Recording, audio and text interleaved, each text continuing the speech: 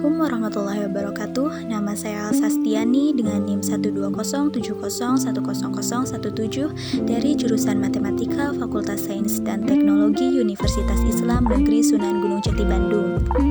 Dalam video kali ini saya akan melakukan research based learning project sederhana mengenai materi listrik mata kuliah fisika dasar. Hukum Ohm. Hukum Ohm pertama kali dikemukakan oleh George Ohm pada tahun 1827. Hukum Ohm menyatakan bahwa besar arus listrik yang mengalir melalui sebuah penghantar selalu berbanding lurus dengan tegangan yang diterapkan kepadanya. Hukum Ohm diformulasikan I sama dengan V per R, di mana I adalah arus listrik, V adalah tegangan listrik, dan R adalah hambatan listrik. Rangkaian listrik adalah susunan dari komponen elektronika yang dihubungkan dengan sumber tegangan menjadi satu kesatuan. Berdasarkan mengalir tidaknya arus listrik, rangkaian listrik dibagi menjadi dua, yaitu rangkaian listrik terbuka dan rangkaian listrik tertutup. Rangkaian listrik terbuka adalah rangkaian yang tidak terhubung, sehingga rangkaian tersebut tidak mengalirkan listrik. Sedangkan rangkaian listrik tertutup adalah rangkaian yang terhubung, sehingga pada rangkaian tersebut mengalirkan aliran listrik. Arus listrik pada suatu rangkaian adalah perpindahan elektron dari kutub negatif ke kutub positif. Sebaliknya, arus listrik mengalir dari kutub positif ke kutub negatif. Berdasarkan susunannya, arus listrik dibagi menjadi tiga, yaitu 1. Rangkaian seri, 2. Rangkaian paralel, 3. Rangkaian campuran. Rangkaian seri adalah rangkaian listrik yang disusun berurutan tanpa cabang. Berikut adalah rangkaian seri menggunakan dua lampu. Jika lampu dinyalakan, kedua lampu akan menyala. Jika salah satu lampu dipadamkan, maka lampu yang lainnya pun akan padam. Kelebihan dari rangkaian seri adalah membutuhkan kabel penghantar lebih sedikit, biaya membuat rangkaian lebih murah. Adapun kekurangannya yaitu, jika salah satu lampu padam, maka lampu yang lainnya pun akan padam. Nyala lampu tidak sama terang. Hambatan total pada rangkaian seri sama dengan jumlah dari seluruh hambatan yang ada di rangkaian itu. Dapat dirumuskan sebagai R total sama dengan R1 ditambah R2 ditambah R3. Kuat arus total sama dengan pada hambatan I1 dan I2, maka secara matematis dapat ditulis I total sama dengan I1 sama dengan I2 sama dengan I3. Tegangan yang mengalir pada hambatan 1 tidak sama dengan hambatan 2, tetapi apabila seluruh hambatan pada rangkaian itu dijumlahkan, maka hasilnya akan sama dengan tegangan yang disumber. Maka dapat dirumuskan sebagai V total sama dengan V1 ditambah V2 ditambah V3. Rangkaian paralel adalah rangkaian listrik yang disusun secara berderet atau bercabang. Berikut ini adalah contoh rangkaian paralel pada 5 buah lampu. Pada rangkaian paralel, jika salah satu lampu padam, maka lampu yang lainnya akan tetap menyala.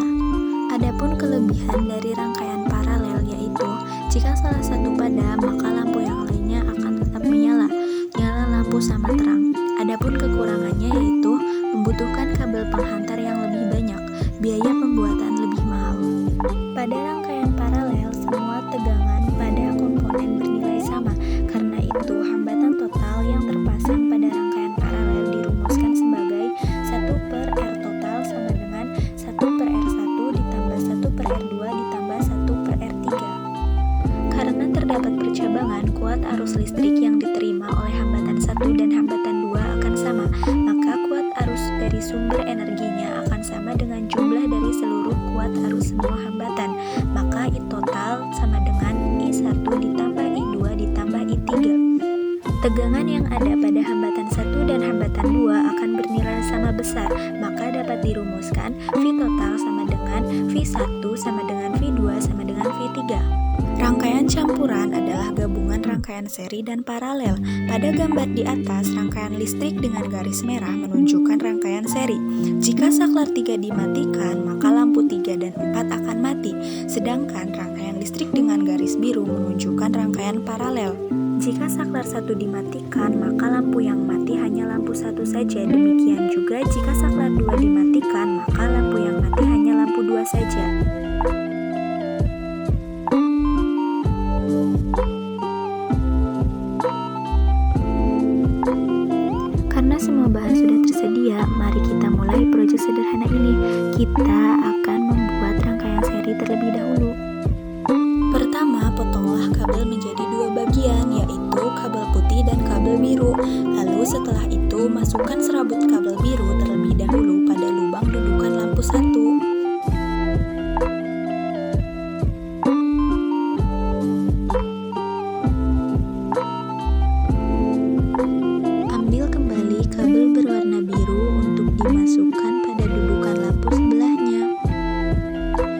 Masukkan serabut kabel biru sebelah kanan pada lubang dudukan lampu kedua.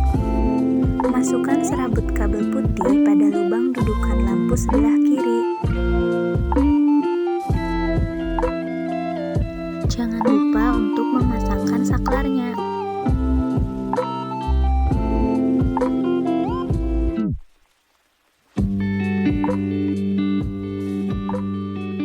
Ambil kembali kabel berwarna putih untuk memasukkan serabut kabel pada lubang saklar satunya. Kemudian gabungkan dua buah baterai menggunakan selotip agar tidak mudah lepas.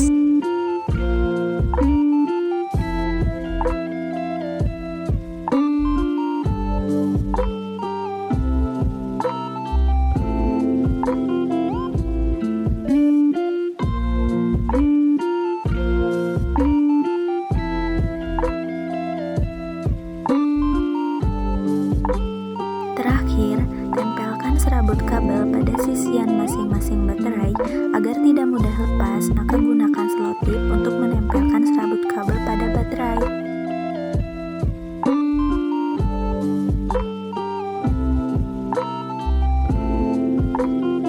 Inilah hasil proyek sederhana rangkaian seri yang saya buat.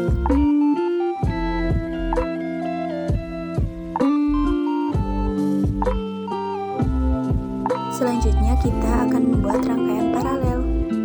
Masukkan serabut kabel biru pada lubang dudukan lampu kanan dan serabut kabel putih pada lubang dudukan lampu kiri. Sebaliknya pada lampu kedua, yaitu masukkan serabut kabel putih pada lubang dudukan lampu kanan dan masukkan serabut kabel biru pada lubang dudukan lampu kiri.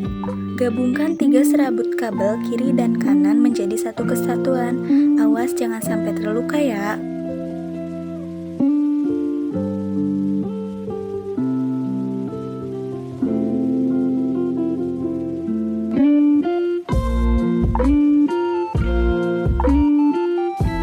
Jangan lupa memasukkan serabut kabel biru pada lubang kiri dan kanan saklar.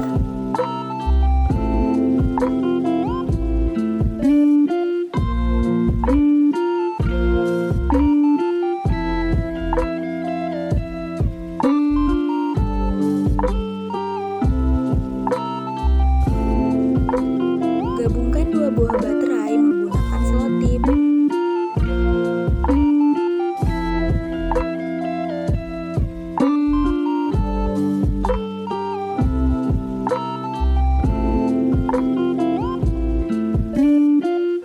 Terakhir, tempelkan serabut kabel pada sisian masing-masing baterai agar tidak mudah lepas, maka gunakan selotip untuk menempelkan serabut kabel pada baterai.